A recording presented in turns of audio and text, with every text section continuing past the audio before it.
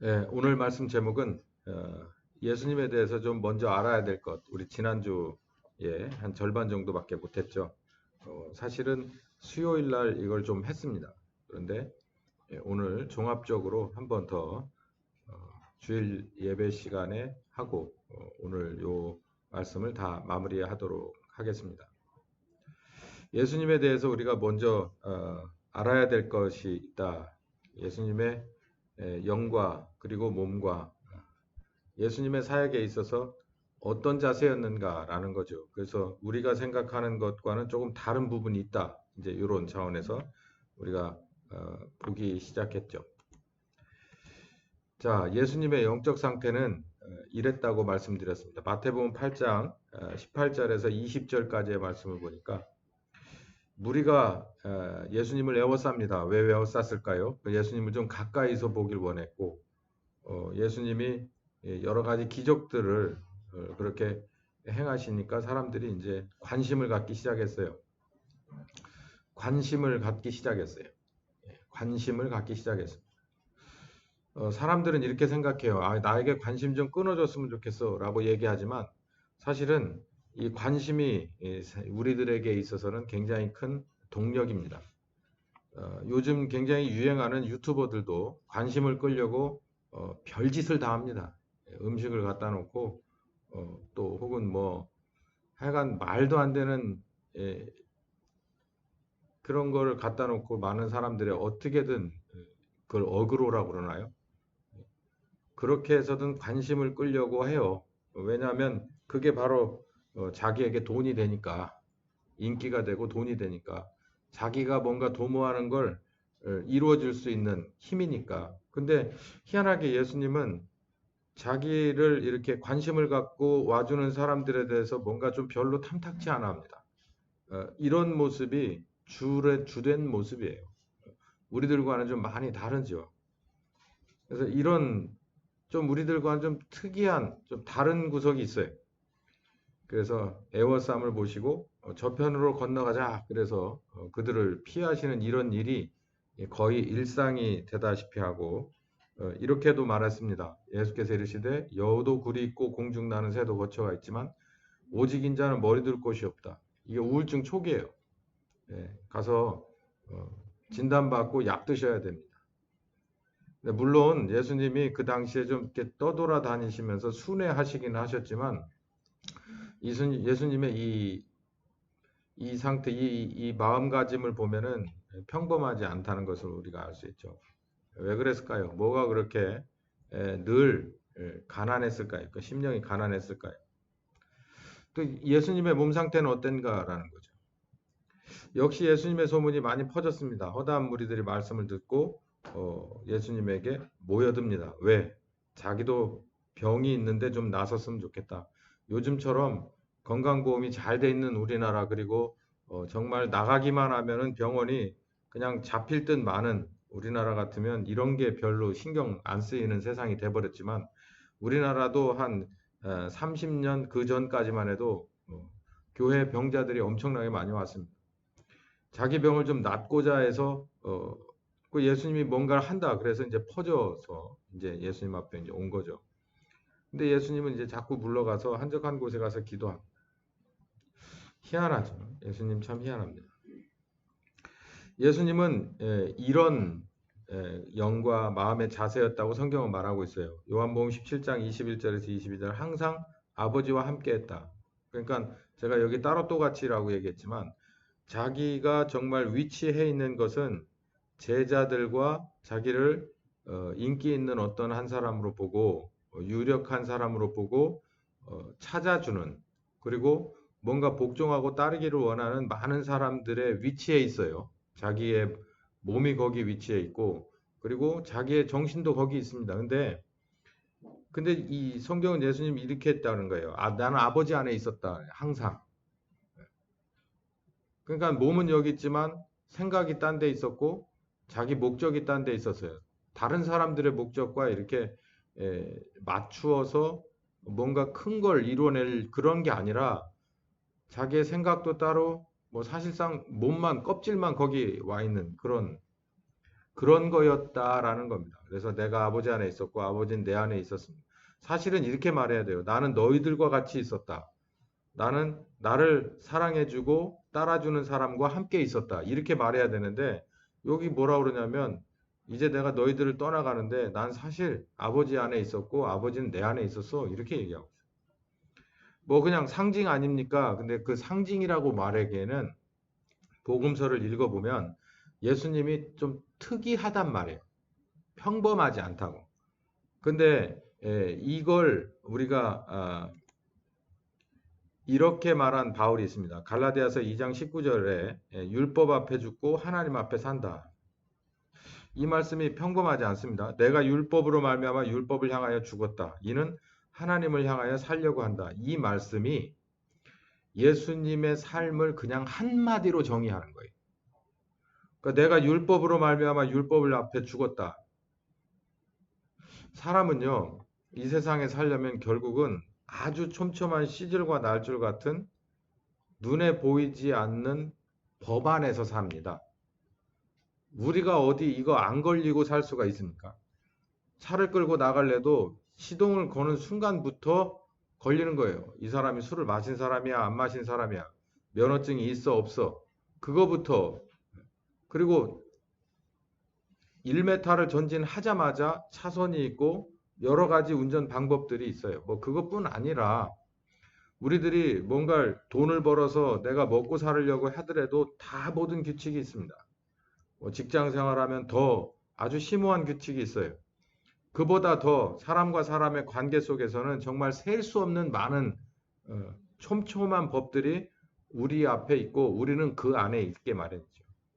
근데 뭐라 그러냐면 나는 율법을 향해서 율법으로 말미암아 율법에서는 죽었다. 그러니까 이게 참 어려운 말인데요. 요 뒤에 말씀을 보면은 요 율법 앞에 죽는다라는 얘기를 알 수 있습니다. 이는 하나님을 향하여 살기 위해서다. 예수님이 그렇게 살았다는 거예요. 제가 아까 예수님 말씀을 드렸잖아요. 예수님이 제자들과 함께 여기 있어요. 자기를 좋아해 주는 사람과 함께 있어요. 뭔가를 이룰 수 있는 가능성과 또 그럴 수 있는 필드가 여기 펼쳐져 있는데 여기에 자기가 발을 딛고 살고 여기서 나오는 물을 마시고 여기서 나오는 음식과 옷을 입고 여기에 있는 사람들과 관계 속에서 산단 말이에요. 그 법 속에서 산다고요. 그 관계도 법이고 상법도 있고 형법도 있고 뭐 온갖 법들이 다 있는 자기가 있는 현 위치에서 살고 있지만 여기서 율법을 향해 죽었다는 거예요. 그러니까 이 세상에서 자긴 죽은 사람이다라고 얘기를 하고 있어요. 이게 아주 한마디로 말하자면 그거예요. 바울도 나는 이제 이 세상 앞에서는 죽은 사람이야. 이렇게 말하고 있어요. 어떻게 그럴 수 있어? 우리가 숨을 쉬고 있지만 예수님과 같은 상태라는 거예요, 바울이. 그러니까 우리도 그래야 된다는 얘기인데, 아니, 여기 한번 마태복음 5장 37절 한번 여기 한번 보세요. 오직 너희 말은 옳다 옳다 아니라 아니라 이렇게 이 처세거든요. 이게 옳은 것은 옳다 아닌 것은 아니라 이게 어떻게 보면은 저 무언 맛도 없고 색깔도 없는 사람의 처세술이야 이렇게 얘기할 수 있는데 이게 그렇지 않습니다. 옳은 걸 옳다고 말하는 거 쉬워요? 아닌 걸 아니라고 말하는 게 쉽습니까? 아니, 오히려 세상은 이렇게 말하는 게 아마 정확할 거예요. 많은 사람들이 말하는 것이 옳은 거예요. 모든 게 그걸 따라갑니다. 아닌 거가 어디 있어요? 법이요? 우리 좀 정직해질 필요가 있어요. 법도요, 사람들 생각 따라갑니다. 그거는 왜 그러냐면 이 세상의 주인이 사람이라고 생각할 때. 그러니까 사람의 필요에 의해서 얼마든지 기존에 있던 법은 그냥 쓰레기통에 집어넣을 수 있어요. 순간적으로. 그리고 자기들이 원하는 게 예전에는 이걸 원했는데 오늘부터는 이걸 원해. 그러면요. 그걸 누가 그 가운데서 누가 그렇게 만들었느냐. 원칙이 뭐냐. 이거 따지지 않습니다. 옷을 보세요. 옷을. 그냥 몇 년 전만 해도 검정색 이렇게 길은 거 있잖아요. 그래서 김밥이라고 한다는데 그걸 다 그걸 입고 다녔습니다. 근데 아마 올해 어떻게 될지 모르겠어요. 저도 제 아내가 이게 털옷이 요즘 유행이라며요. 저도 입었습니다. 예, 저도 있어요. 왜 이럽니까? 이런 거는 애교예요. 약과고 그냥 그건 그럴 수 있습니다. 그건 허용된 범위 안에요. 근데 일종의 유행을 법제화해서 따라가려고 하는 게 이 다른 건 다 그만두고 교회 안에도 있다는 거예요. 신자들 안에도 있다는 거예요. 아니, 동성애가 유행입니까? 트렌드가 그러니까 따라가는 거예요? 세상에는 구부러질 수 있는 게 있고 그럴 수 없는 게 있어요. 집을 리모델링을 해보면 뜯을 수 있는 범위가 있어요. 이거 뜯으면 그거 손대면 이거는 더 이상 137-4번지가 아닌 게 있다고요. 대부분은 뜯어도 되지만 그렇지만 적지 않은 기둥을 건드리면 안 됩니다. 그건 법으로도 그렇게 돼 있어요. 하나님의 법으로도 그렇게 돼 있고 세상의 이치로도 그래요. 그걸 우리들이 그걸 굽어진 걸 곧다라고 말해서 그게 곧은 거가 되는 게 아닌 거예요. 이걸 최소한 누구는 알아야 되냐면 우리 그리스도인들은 알아야 된단 말이에요. 왜 알아야 되냐면 아주 지극히 소극적으로는 천국 가려면 그래야 됩니다. 아주 소극적으로. 그리고 적극적으로는 이게 그리스도인의 교양이에요. 이건 꽉 막힌 틀딱이 아닙니다. 하나님의 원칙을 준수하는 건 하나님의 자녀와 하나님의 나라 사람으로서의 기본이고 그 기본이 안 갖춰진 사람을 어떻게 하나님 나라 가요? 확실한 믿음이 아닌 분도 50%의 확률을 가지고 여기 오잖아요. 그러려면 똑바로 해야죠. 지금은 말장난할 세대가 아닙니다. 지금은 이미 우리 앞에 너 이거 중에서 선택해 이렇게 돼 있어요. 만약에 이번 연말이라도 쟤들이 나서서 이거 그냥 통과 그래가지고서 내년 몇 월부터 유보한 다음에 시작하겠어 라고 해가지고 소위 말해서 평등법 이런 거 해가지고 하면요. 난리 납니다. 난리 날 거예요. 아니 난리 안 날 수도 있겠네. 그냥 조용히 다 따라가고 이게 요즘 트렌드야 라고 따라가는 교회가 있고 신자가 있고 목사가 있겠고 그렇지 않고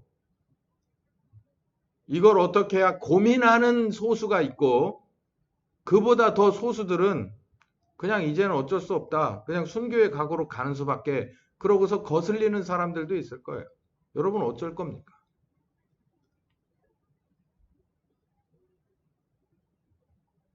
이제는 우리 앞에 그냥 어느 사람이 학위 논문으로 어떤 교수가 그냥 계절 논문으로 써서 이런 거에 대해서 옳지 않습니까? 라고 한번 밥상 위에 올려놓고 그거 한번 이렇게 들여다보고 젓가락으로 이렇게 휘저어 볼 수 있는 그리고 원위치로 돌아가서 없던 걸로 하지 뭐 그게 말이 돼? 그냥 이러면서 점심 한 그릇 먹고 세미나 끝나고 원위치로 돌아올 때가 아니에요. 지금은 진짜 우리 코앞에 와 있는 거예요. 우리가 이 코비드라는 것 때문에 한 2년 동안 다들 정신이 쏙 빠져 있는 틈에 전 세계가 그래요. 전 세계가. 이러는 줄도 모르고 있는 그런 대부분의 나라는 그만두고 그래도 나름이라도 그림자라도 빛이 서 있고 맛이 덜 떨어졌어도 소금이라고 하는 교회가 있는 데서는 우리가 한 2년 동안 정신없이 뺑뺑이 돌고 있는 사이에 지금 이렇게 돼버렸다니까요. 경제 구조가 어떻게 바뀌든지 삼시세끼 못 먹겠습니까? 그리고 하나님이 우리한테 준다고 그랬으니까 우리 믿으면서 가면 되는데 문제는 시대적인 여건이 우리에게 그렇게 녹록치 않다는 거예요. 금 밟고 넘어갈 거야? 아니면은 여기서 버틸 거야? 금 밟으면 아웃인데 하나님도 보고 세상도 쳐다보고 있는 거예요. 우리 어떻게 할 거냐는 거예요. 그 여기 뭐라고 말하냐면 바울은 난 율법 앞에 죽었어요 라고 얘기하는 거예요. 전 여기서 이렇게 목 놓아서 외치려고 여기 보내신 것 같아요. 앞으로도 계속 이런 얘기 해야겠죠. 여러분 이제 오징어 게임 안에 들어와 있습니다. 여러분 오징어 게임 해보셨어요? 우리 남전도에 한번 할까? 오징어 알아요 진짜? 나 그거 드라마 안 봤는데 오징어 게임 굉장히 살벌합니다. 그리고 굉장히 엄격해요. 금 밟으면 죽는 거예요. 금 밟으면 죽는 거. 그 네모 칸 안에서 밀려나가면 죽는 거예요.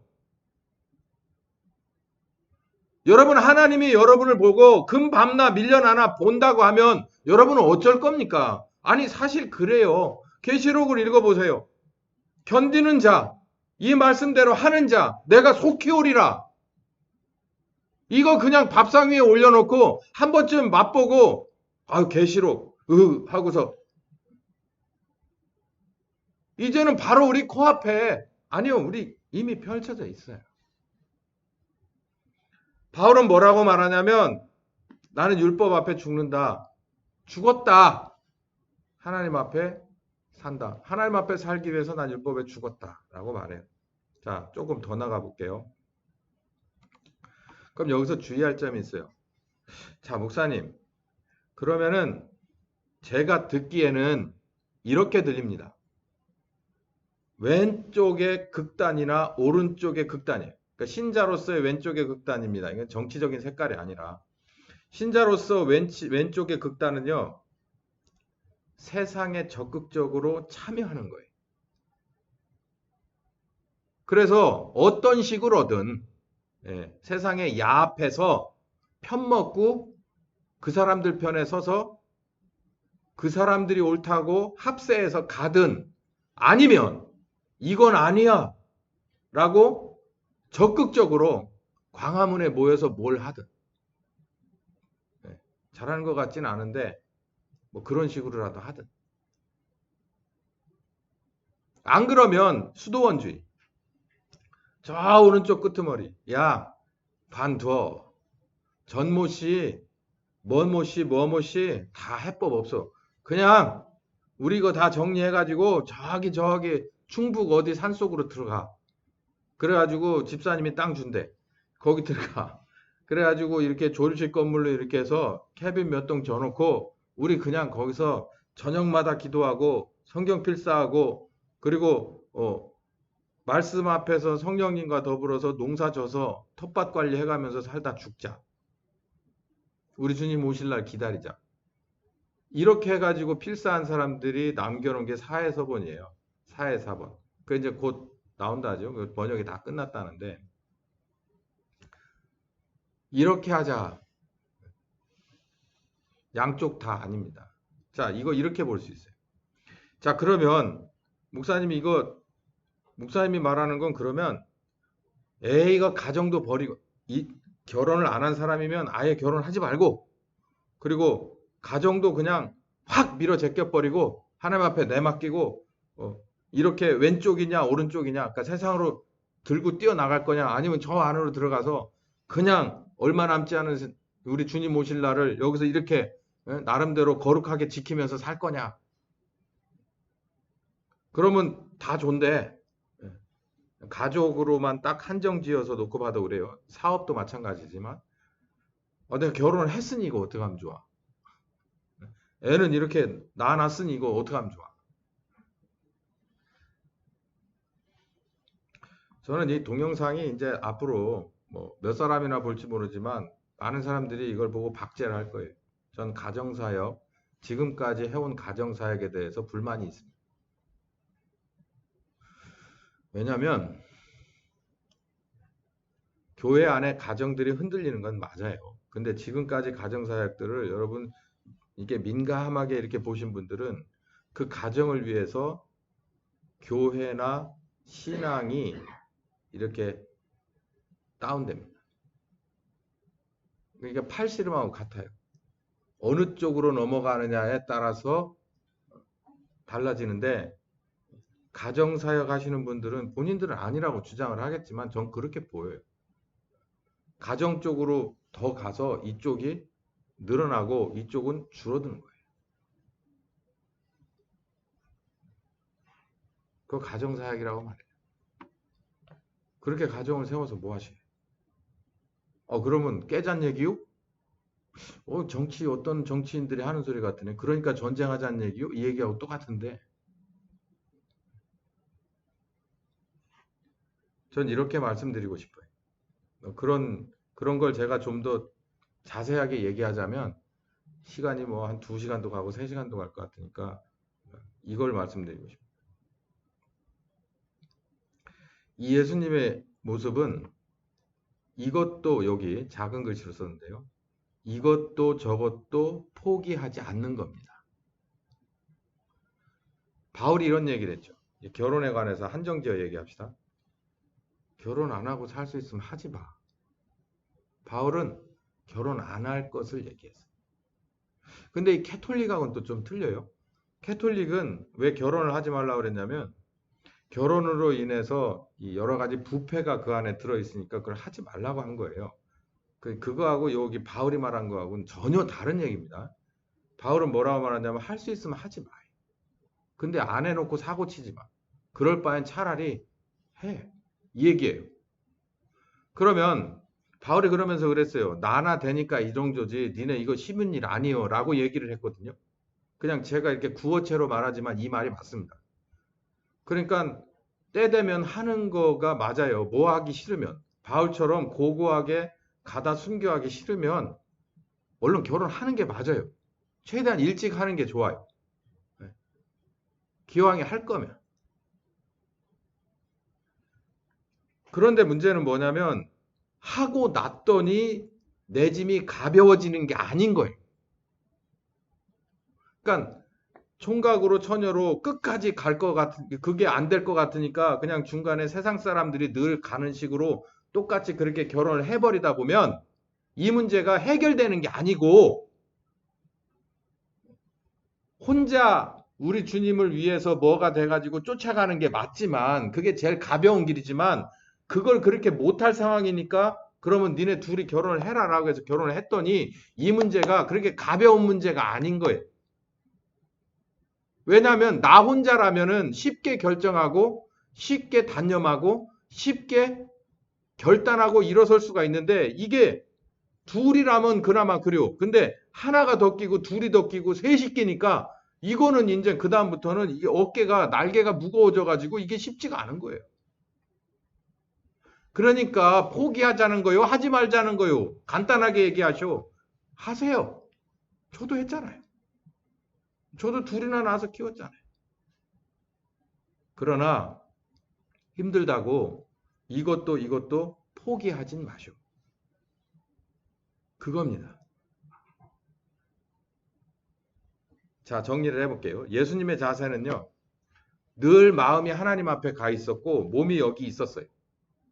그러면 그거 껍데기하고 사는 것 같잖아요. 그렇게 볼 수도 있어요. 그렇게 볼 수도 있어요. 바울도 그렇게 얘기했어요. 난 율법 앞에 죽었어. 그러면서 바울이 율법을 이용해서 살으려고를 안 해요. 가만히 바울에 연관된 성경을 이렇게 쭉 놓고 보세요. 바울이 율법을 이용해서 이걸 지렛대 삼아서 살아날 궁리를 한 적이 있나? 딱 하나 있어요. 자기가 여러 위험에 처했을 때 로마 시민권을 들이댑니다. 근데 그 로마 시민권을 드러난 게 그 상황에서 자기가 모면하려고 하는 게 아니라 하나님의 뜻에 따라서 로마까지 순교의 길을 가기 위해서 로마 시민권을 들이대는 거예요.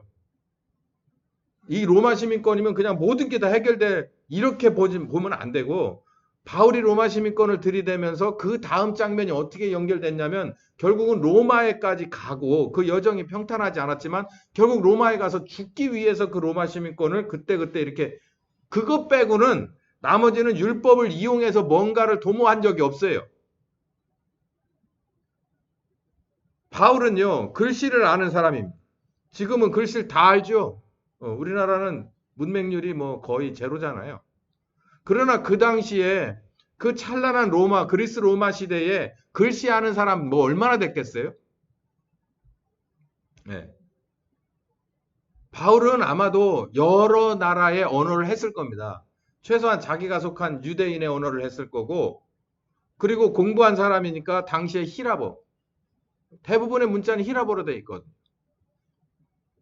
뿐만 아니라 이 사람은 법률에 관한 용어나 이런 것들도 다 알 수 있는 사람이에요. 그냥 속 편하게 말해서 법원 앞에 가서 대소소만 해도 밥 먹고 사는 사람이에요. 그냥 쉽게 말해서. 근데 그런 정도의 레벨이 아니지만 박사의 그 윗부분, 뭐 교수 정도의 수준이잖아요. 게다가 그 당시에 로마 시민권을 나면서부터 가진 사람이죠. 근데 그거 이용해서 밥 벌어 먹어본 적이 있어요? 아니 어디 가서 요즘처럼 저처럼 어쩌다가 이렇게 해서 박사 썼다고 그래서 제가 가끔 그냥 행색이 그러다가 제 액자를 보고 여보 내가 박사야 그렇게 하고 우리더러 웃어요. 그 어디다 써? 그러고 웃어. 이런 박사가 아니고 당시에 바울의 그 학위는 유대뿐만 아니라 로마까지도 인정받을 수 있을 만한 그런 학인 거죠. 이 사람이 시민권, 로마 시민권자니까. 충분히 그럴 만한 이 로마라고 하는 제국 안에서 나름대로 식자층을 위치를 그러려고 한 적이 없어. 아예. 그러면서 그리스도로 인해서 복음으로 인해서만 살려고 노력하는 흔적은 다요. 다. 그렇게 죽으려고도 했어요. 희생. 빠져나올 수 있어요. 예수님도 그랬지만 그 십자가 안 지고 빠져나올 수도 있는 그런 상황에서 본인이 스스로 그 구덩이로 들어갑니다. 희생이라고 합니다. 스스로의 희생. 이도저도 포기할 수 없는 거예요. 우리가 혼자 사는 것이 하나님이 보실 때 영 얹잖아요. 그리고 혼자 사는 게 구조적으로 힘든 겁니다. 그럼에도 불구하고 특별히 지정받은 바울 같은 경우는 잘 걸어갔잖아요. 근데 우리 같은 경우는 그 섭리대로 결혼을 하고 살아요. 그러면 이것도 포기하고 있다. 하나님 편도 포기하면 안 되고 내가 이 나라에서 이 세상에서의 그 관계도 포기하면 안 된 거예요. 그러려면 어떻게 살아요? 하나님 앞에 살으려면 율법 앞에 죽는 수밖에는 없어 이 얘기예요. 어렵죠? 이해가 좀 가시는 분들도 한두 분 있을 수 있는데 이랬다는 거예요. 좀 더 진도를 나가겠습니다. 그래서 지난주부터 요 말씀을 드리려고 한 건데 예수님이 기도 얘기를 좀 하셨어요. 이게 마가복음 9장입니다. 마가복음 9장 28절 29절에 이런 일이 있었어요. 예수님이 제자들하고 변화산에 가셨습니다. 베드로, 야고보, 요한을 데리고 변화산에 가서 이렇게 변형돼 갖고 뭐 이런 그런 장면. 그러고 있는 사이에 사단이 난 거예요. 제자들이 남겨져 있었는데 귀신 들린 소년을 하나 데리고 와가지고 얘기합니다. 여보시오, 당신 내 스승이 이렇게 해서 귀신 쫓아내주는 그런 대단한 능력 가졌으니 당신들도 제자니까 내 아들 좀 고쳐주시오. 얘기를 했는데 아무리 발버둥을 치고 해도 안 돼요. 그래서 옥신각신하고 있고 뭐 이렇게 비판을 듣고 있는데 예수님이 때마침 오셔가지고 고쳐줍니다. 그 제자들이 물어봐요. 제자들이 예수님이 기도하신 대로 우리도 똑같이 했거든요. 근데 예수님은 너무너무 쉽게 완벽하게 귀신이 나가는데 왜 우리는 안 되는 거예요? 라고 물어봤더니 예수님께서 뭐라고 말하시냐면은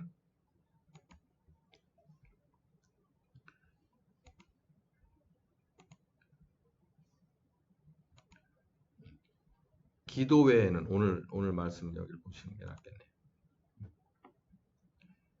이르시되 기도 외에 다른 것으로 이런 류가 나갈 수 없네. 여기서 이유라는 것은 신유가 아니고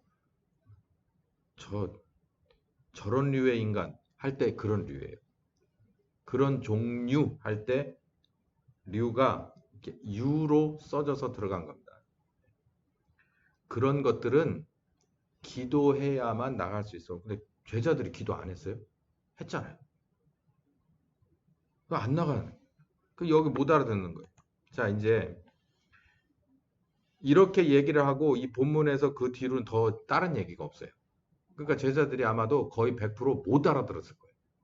뭐야? 그럼 우리가 한 건 기도가 아니고 예수님이 한 건 기도야? 아마 이 정도만 알고 넘어갔겠죠. 자, 그렇게 하면 우리 한번 그 제자들의 입장에서 예수님의 기도는 기도고 나는 그건 기도 아니요? 이렇게 생각을 하고 한번 고민을 해보자. 나에게 기도라는 게 뭐냐? 여러분에게 기도가 뭐냐? 혹시 이런 거 아니에요? 재난지원금을 준답니다. 아이고, 이거 뭐, 할렐루야.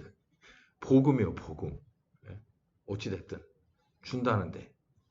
그래서 구비 서류를 다 가지고 뭐 준비해야 되나 사전에 물어봐서 그걸 가지고 센터에 가서 적어서 도장 찍어서 제출해야 될 서류를 갖고 내요.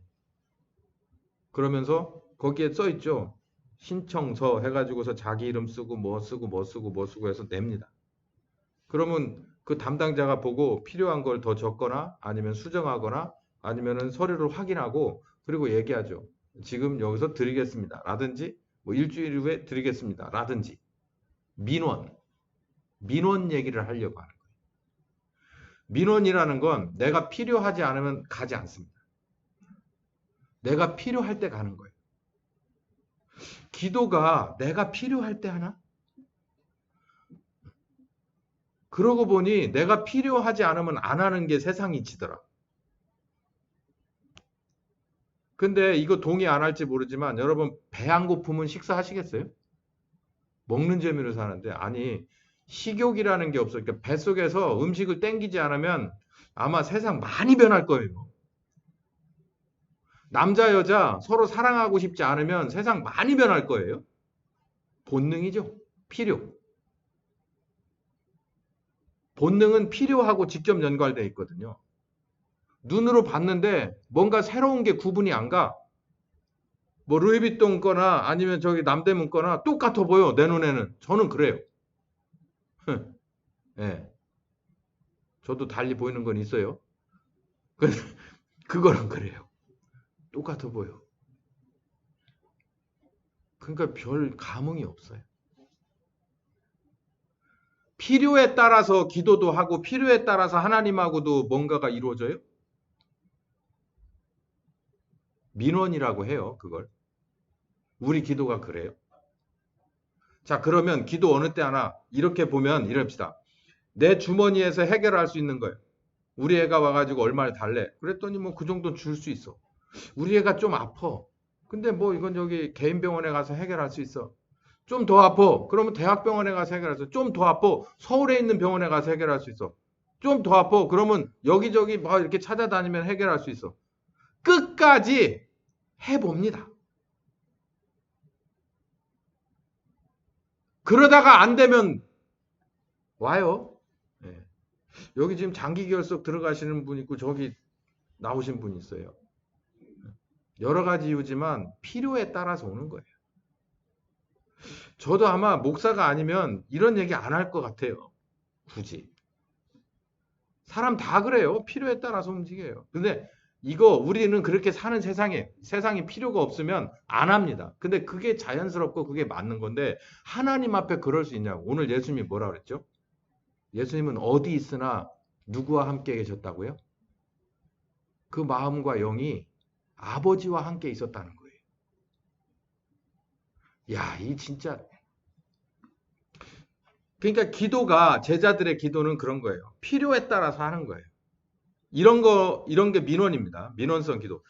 하나님, 내가 지난번에 변화산에 예수님 제자들 데리고 가셨을 때 안 됐잖아요. 그러니까 기도해야 된다고 했잖아요. 그러니까 기도합니다. 그러니까 저에게도 예수님의 그 능력을 주십시오. 이것도 민원성이에요. 제가 말씀드리고자 하는 것은 뭐냐면 이런 식의 세상에서 하는 버르장머리를 하나님 앞에 가지고 들어오는 거 하지 말라는 게 오늘 예수님이고 그거 그렇게 해가지고서는 이런 다른 거는 되는데 이런 류는 안 돼라고 하는 안 되는 영역이 있다는 거예요. 그러면 예수님의 기도는 뭐냐는 거죠. 계시록 3장 20절에 이렇게 문 열어주고 들어가서 같이 먹는 얘기가 나옵니다. 내가 그에게로 들어가 그로 더불어 먹고 그는 나로 더불어 먹을 것이다. 이걸 가만히 한번 곱씹어 보세요. 그 장면을 가만히 한번 이렇게 생각해 보세요. 이게 참 의미 있는 장면입니다. 밥을 먹어요. 그러니까 여기 보면은 이게 더불어 나 싫어하는데 싫어. 함께 함께 먹어요. 함께 함께 먹는데 왜 이 얘기를 여기다 넣었을까? 밥 먹는데 사이 안 좋은 부부인데 뭐 사이 안 좋으면 쟤하고 제 아내하고 사이가 안 좋으면 일단 밥을 안 줍니다. 근데 밥을 준다고 치고. 근데 밥상이라고 하는 게 서로 이렇게 얼굴을 보고 밥을 먹게 돼 있잖아요. 근데 만약에 함께가 아니라 따로 먹는다 그러면 한 사람은 저길 쳐다보고 먹고 한 사람은 여길 쳐다보고. 그럴 수 있어요. 저 터미널 앞에나 이런 데 가면 그냥 혼자 밥 먹는 이런 데가 있습니다. 옛날엔 거의 없었는데 지금은 많이 생겼더라고요. 이렇게 혼자 이렇게 앉아서 벽 쳐다보고 밥 먹거나 창문 쳐다보고 밖에 쳐다보면서 혼자 밥 먹는 데가 꽤 있어요. 근데 그런 얘기를 하는 게 아니라 같이 밥 먹는다. 그 같이 밥 먹을 때 어때요? 같이 밥 먹을 때 어때요? 별 얘기 다 나옵니다. 하여간 굵은 얘기, 가는 얘기, 예? 두꺼운 얘기, 얇은 얘기 다 나와요. 다. 밥 먹는 시간에 나와요. 밥도 먹어야 되고 말도 해야 돼요. 어? 그러고 그 시간에 아주 기쁘고요. 그 시간에 희망이 있고 그 시간에 뭔가 비판적인 게 있고 그 시간에 뭔가 해법도 찾고 그래요. 이게 함께입니다. 그래서 우리나라에 굉장히 좋은 습관이죠. 예, 밥을 같이 먹는 걸 좋아. 저녁 같이 먹지. 점심이나 언제 같이 드시죠. 남자들은 한잔 하지. 예, 친구가 돼. 같이 먹는다. 여기서 다른 게 아니라 먹어 우적 우적 우적. 이게 이런 것만이 아니라 같이 먹는 관계를 말하는 거예요.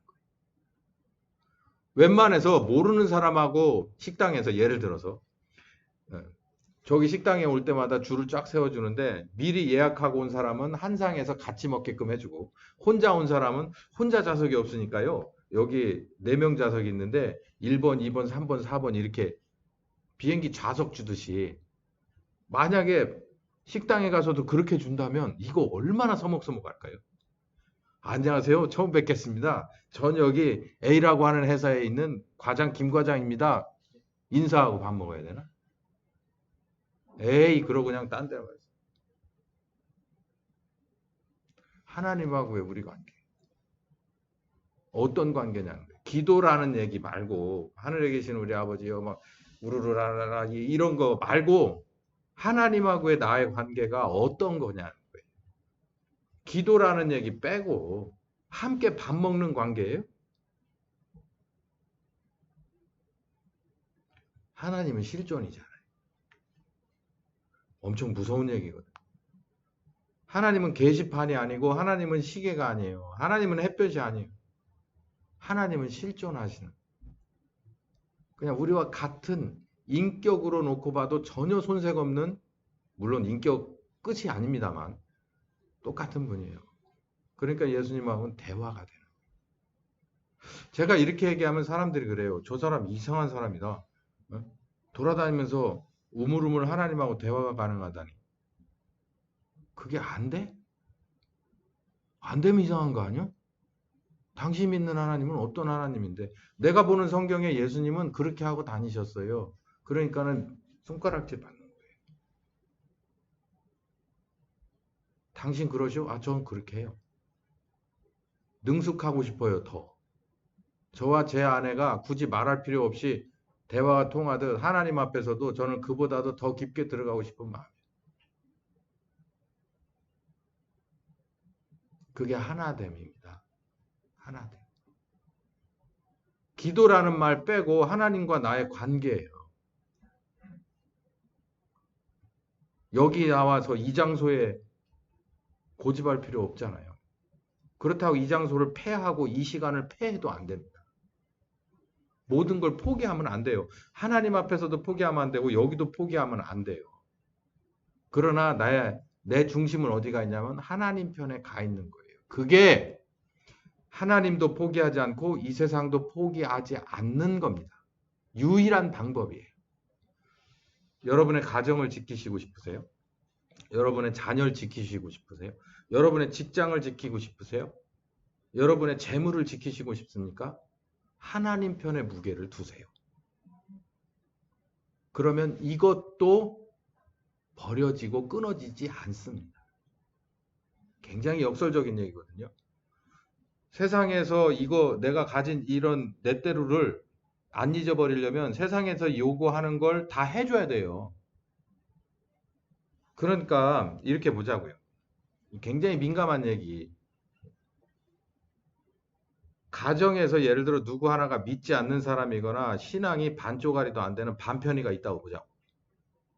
그 사람이 여보 이렇게 좋은 계절인데 요즘 이렇게 미세먼지도 없잖아. 그 캠핑 유행인데 이렇게 해서 뭐 격주로 교회 가면 어때? 그 다음번에 뭔 얘기 나온 줄 아세요? 한 달에 한 번 갑니다. 그리고 그러다가 5주에 한 번도 되고 6주에 한 번도 돼. 무슨 군대 휴가 나와? 그러다가 하나님한테 귀퉁뱅이 한 대 얻어 터지면 그건 감사한 일이에요. 그냥 놔두면 못 돌아와. 그러면 나중에 가서는 나도 왕년에 교회 다녔는데 유난 떨지 마 이런 사람 된다고.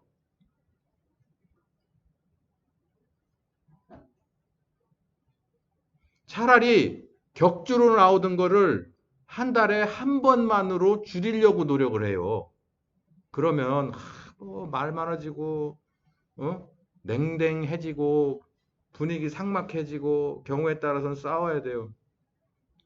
그래야 한번 하잔 대로 해줘봐요. 실험 삼아서. 그러면은 그게 격주됐던 것이 한 주로 되고 매주 참석할 수 있게 되는가?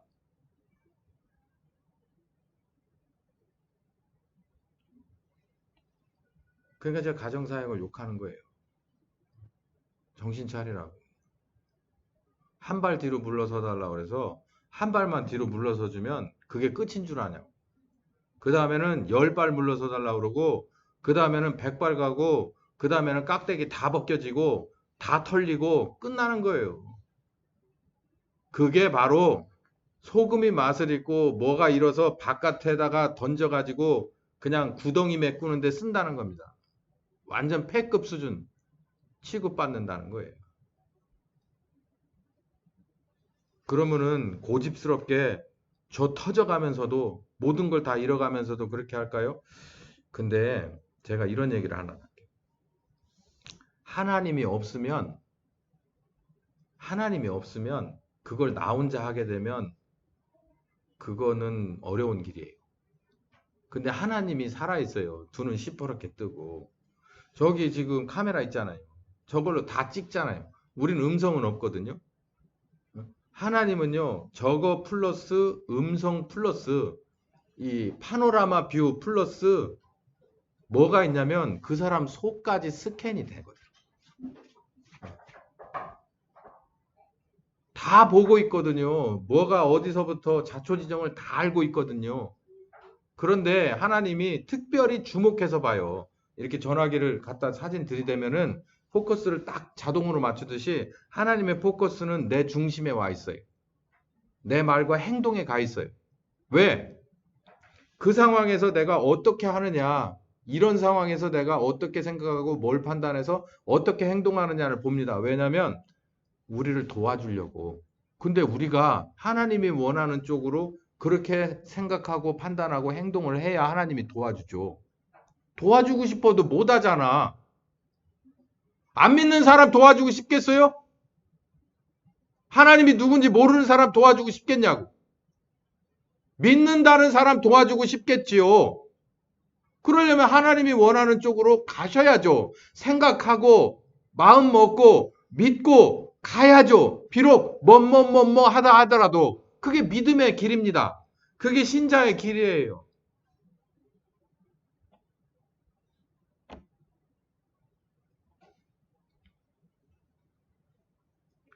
직장도 마찬가지입니다. 다 그렇게 놓고 보시면 돼요. 세상을 두려워하지 마시고 하나님의 눈과 하나님의 귀를 두려워하십시오. 그게 정말 옳은 길, 그리고 행복한 길이고, 그리고 의미 있는 길이고, 그게 하나님이 원하는 길입니다. 여러분에게도 물론 축복이죠. 제자들과 예수님의 기도의 다른 점은 뭐고 뭘 바꿔야 할까요? 하나님을 하나님으로 대우하는 거예요. 하나님을 하나님으로 대우하는 거예요. 하나님이 원하는 관계를 이해하는 거예요. 그리고 자기를 부인하는 자세를 갖는 거예요. 이거를 연결해 볼게요. 하나님을 하나님으로 대우하면 이런 일이 발생합니다. 집에 할아버지 할머니가 계세요. 그러면 온 집안이 그 기준에 맞춰서 움직여집니다. 그게 정상이에요. 할아버지 할머니 계시는 시간에 일어나는 시간에서 식사하시는 패턴, 뭐 반찬뿐만 아니라 모든 것이 그분에 의해서 이렇게 기준이 잡히는 거예요. 우리는 하나님 믿는 사람이에요. 우리는 천상천하 유아독존, 우리가 스스로 세상의 탑이 아니잖아요.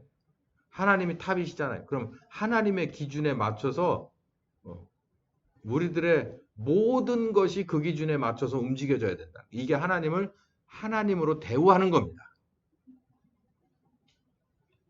그리고 하나님을 하나님으로 대우하고 그 넘어서서 이제는 관계가 있어야 돼요. 그러니까는 할아버지 할머니가 계세요.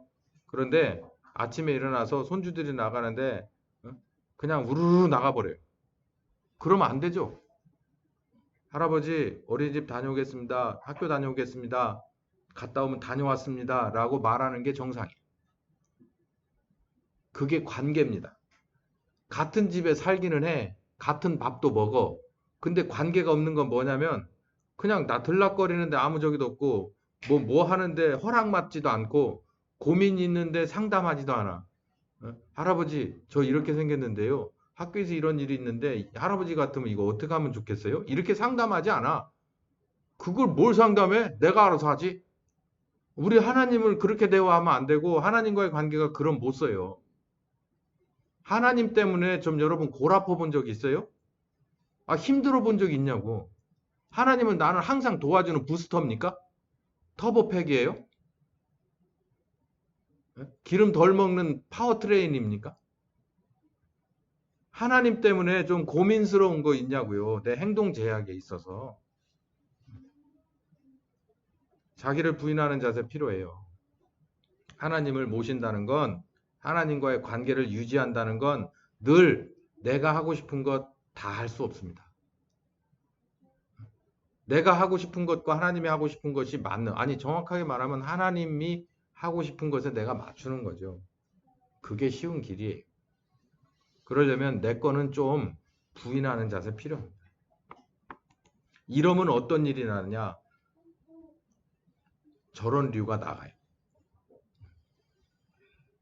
여러분 우리들 선에서 해결할 수 있는 문제가 있습니다. 아침에 일찍 일어나서 해결할 수 있는 문제가 있고요. 외워서 해결할 수 있는 문제가 있어요. 그리고 내가 최대한도로 자세를 낮춰서 해결할 수 있는 문제가 있어요. 그거는 내 차원에서의 문제예요. 근데 해결 못하는 문제의 대부분이 뭐냐면 영적인 문제가 같이 걸려 있어요.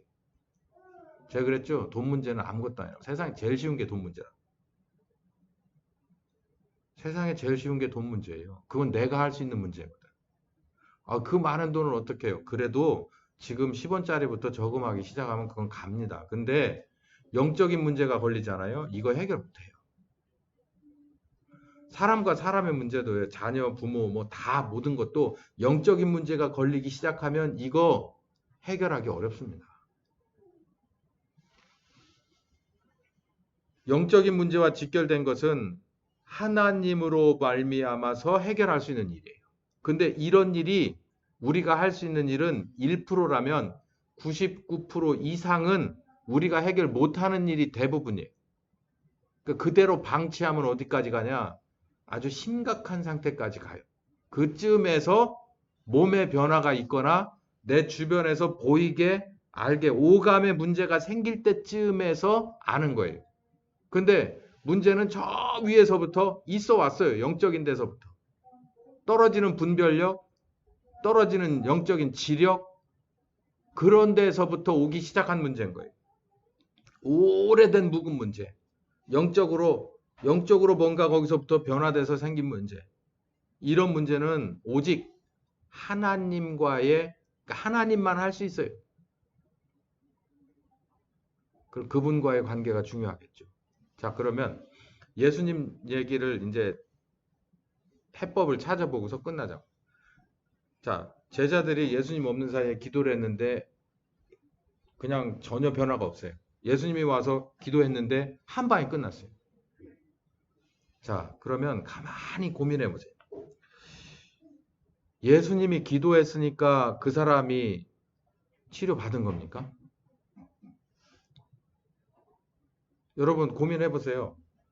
예수님이 기도했으니까 하나님이 그냥 저기 딴 데 쳐다보고 있다가 예수님이 하나님이 원하는 코드를 입력하고 기도 막 해가지고 이메일을 쓰니까, 영적인 메일을 쓰니까 하나님이, 그리고 제자들은 하나님의 영적인 코드를 모르니까 아무리 편지를 써봐야 소용없어요.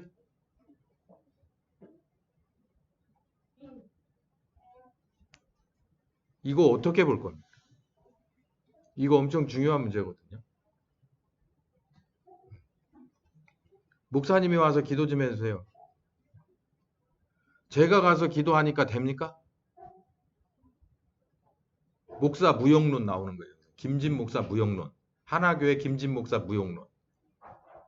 아니 그렇게 얘기를 몇 년 전부터 했는데, 그러니까 제가 가서 하면은 되고 여러분 중에 누군가가 하면 스스로 하면 안 돼요? 그러면 저하고 하나님하고 뭔가 뒷돈 주는 관계예요? 이런 수는 있어요. 제가 만약에 하나님이 저를 굳이 써주는다고 한다면 그거는 이런 거일 수 있어요. 그거는 하나교회에서의 리더십 때문에 요 놈은 빼쪽한 부분이야 라고 하는 거를 증명해 주기 위해서 그럴 수는 있어요. 근데 원칙적으로 하나님의 뜻에 따라서 모든 건 이루어지거든요. 그러기에 우리 모두는 하나님하고의 관계가 중요한 거지, 그렇지 않고 어떤 사람의 경건의 능력은 아니라는 거죠. 예수님은 항상 아버지 하나님과 어떤 관계였다고요? 함께 밥 먹는 관계였단 말이에요. 그러니까 아버지 하나님을 아시는 거예요. 그러니까 아버지 하나님 입장에서도 제자들이 그렇게 뜨문뜨문 와가지고 민원기도 하는데 제자들이 정말 기도를 했는데 턱 하고 됐다. 그러면은 모든 사람들이 어떻게 생각할 거예요? 저 정도만 기도하면 되네 라고 하겠죠. 근데 예수님이 와서 별 얘기 안 했는데도 그냥 나가라 그러니까 그냥 쑥 하고 나와버렸어요. 그러면 아주 예수님이라는 양반은 도대체 어떤 양반일까? 근데 이건 아니라는 거예요. 그 개인의 경건은 아니라는 거예요. 그건 예수님이 그 자리에서 얘기는 안 했지만 베드로, 야고보, 요한이 나중에 요한과 베드로가 그 성전 비문에 안진뱅이를 일으켜 세우고 많은 사람들이 막 우겼어 하면서 요한, 베드로 하니까 뭐라 그러냐면, 여보쇼, 우리가 경건의 능력으로 이걸 이렇게 한 거 절대 아닙니다. 나사렛 예수의 이름으로 된 겁니다. 라고 얘기를 하잖아요. 그것처럼 예수님도 당신의 경건에, 물론 하나님의 아들이시지만 당신의 경건의 능력으로 이 모든 것을 한 게 아니라 요한복음 17장에 보면 아버지의 계획 따라서 자기는 했을 뿐인가. 그럼 결국은 뭐냐면 아버지하고 친했다는 얘기지. 그러니까 제자들은 아버지 하나님과 안 친하니까 안 되는 거예요. 예수님은 친했기 때문에 되는 거예요. 여러분도 마찬가지인 거예요. 여러분과 성령님과 친하면, 그러니까 그 클럽 안에 들어가면 아버지와 아들이 한 클럽이잖아요. 성령님을 통해서 우리를 이 클럽에다가 같이 하나 되게끔 하신다는 거 아니에요. 그러면 하나님과 하나님이 원하시는 뜻이 그와 함께 이루어지는 거예요. 네. 그게 바로 이 기도입니다. 장소를 패하자는 얘기 아니고 정해진 시간을 패하자는 얘기 아니에요. 더 나아가서 예수님이 율법을 패하자고 산상수훈 얘기했냐? 아니에요. 율법을 오히려 강화시키자 이게. 저도 오늘 이 기도 얘기를 길게 2주간에 걸쳐서 예수님의 기본 마음 자세 이런 거 다 설명하는 이유가 뭐냐면은 우리가 색깔 진한 신자가 돼야 되고 농도가 확실한 신자가 되자는 거예요. 기도도 마찬가지라는 거예요. 어떤 외형적인 거 하드웨어를 다 포기할 수는 없어요. 다 포기하지 마시고 그러나 그 안에 내실도 더 소중하게 생각하시라. 민원성 기도 그만하시고 필요에 의해서 기도하는 거 하지 마시고, 아니 물론 정말 다급하면 해야지. 아, 제가 아내하고 필요할 때만 얘기를 해요. 그러면 아내입니까? 아니 친한 친구끼리도 그렇게 안 하는데 예? 같이 하나 돼서 산다라고 하는 사람하고 어떻게 필요한 것만 얘기하고 살아요. 내 필요할 때만. 하나님이 꼭 필요할 때만 우리가 대화할 수 있는 존재가 아니에요. 그러려고 우리를 만들지는 않았어요. 하나님은 실존이시죠. 지금 우리 거듭난 사람에게는 성령께서 오셔서 우리를 가르쳐 주시기도 하고, 그러니까 하나님이 영이신 하나님이 우리에게 오셔서 우리를 온갖 것을 다 동원해서 가르쳐 주길 원하고, 우리와 함께 하면서 모범을 보여주길 원하고, 때로는 차가운 곳도, 때로는 덥고 뜨거운 곳도, 때로는 핍박의 골짜기도, 때로는 사막의 음침한 골짜기보다 더 힘든 곳도 함께 가길 원하시잖아요. 기도는 이렇게 하고 하는 것이 기도라고 가르치는 건 우리 요만한 애들 수준. 그러니까 교회 처음 나오신 분은 기도를 이렇게 가르쳐 드리긴 하지만 여긴 그런 분은 없네요. 기도는 실존하신 하나님과의 민원성 대화가 아니라 그 하나님과 나가 같이 먹고 마시는 거예요. 그러면 하나님이 두 가지로 우리를 가르쳐 주길 원해. 수시로 가르쳐 주길 원해. 아니 이거 진짜예요. 진짜 가르쳐 주길 원해요. 어떤 것을 봐도요. 정말 하루에도 골백 번씩 말씀하고 연결돼서 가르쳐 주길 원해요. 근데 신기하게 그게 한번 오잖아요. 그러면은 그냥 아주 마음이 정말 차분해지고 정말 부요해집니다. 그 가르침이요. 또 때로는 힘들고 어려울 때 나와 함께 가기를 원해요. 자, 5분만 더 합시다. 여기 잘 들어보세요. 마지막에 항상 중요한 얘기가 나와요. 사람이 가장 받아들이기 어려운 게 뭔지 아세요? 머릿속으로는 다 되는데 현실적으로 가장 받아들이기 어려운 게 초등학교 때 주사를 맞을 때 줄을 서 있을 때 가장 공포감이 있습니다. 그런데 뭐 그렇지 않았어 라고 하는 분은 그냥 이기로 듣고 이기로 흘리세요. 저 같은 경우도 주사를 맞는 게 아주 싫었어요. 근데 지금 생각해 보면 어떤 때가 제일 힘드냐면 10명 앞에 두고 있을 때는 1입니다. 근데 9명 앞에 두면 2로 올라가요. 3으로 올라가요. 4로 올라가요. 맨 앞에 한 명이 있을 때 그때가 극도로 정말 그러다가 도망간 애들도 있었어요. 주사 맞기 싫어가지고 그날 도망간 애들 혹시 없었나요? 우리 때는 주사 맞는다 소리 나오고 흰옷 입고 돌아다니잖아요. 그러면 도망가는 애들도 몇 명이 있었습니다. 근데 차마 그렇게는 못하고 이렇게 쭉 줄어들 때마다 그럼 이제 맞고 나오면서 막 우는 애도 있고 괜찮아 안 아파라고 하는 애들도 있는데 맞고 나오는 애들을 다 주목해서 보잖아요. 이렇게 예? 다 이렇게 보잖아요. 응? 그러면서 한 명씩 한 명씩 줄어들 때 공포가 크죠. 근데 마지막 한 명이 이제 딱 맞고 주사를 딱 맞고 빼잖아요. 그러고 이제 이렇게 하고 이거 잡아 그러고서 보내잖아요. 그러면 어떤 마음이 드냐면 마음이 차분해집니다. 어떻게? 일단은 도망갈 수도 내뺄 수도 없어.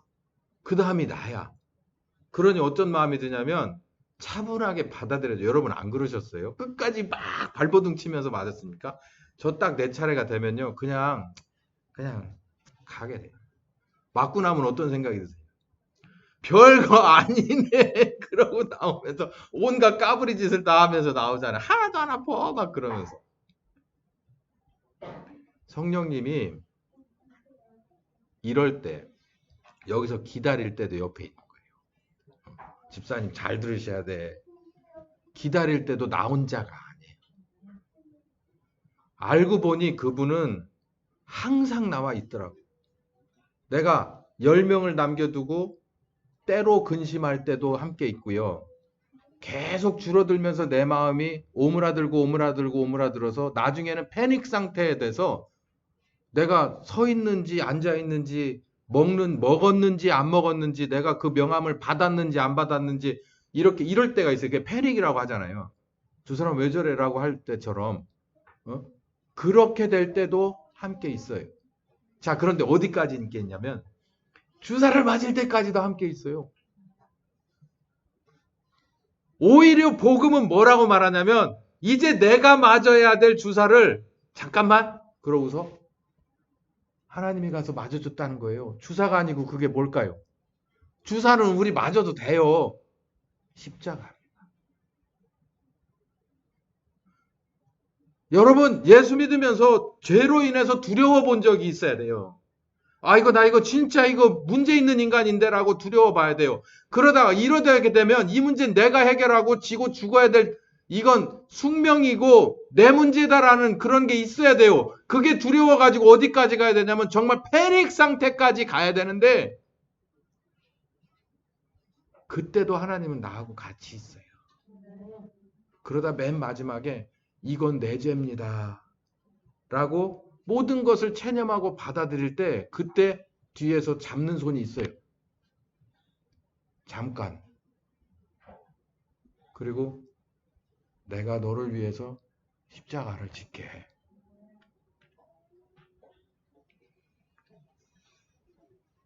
그러면 그때 뒤로 빠지죠.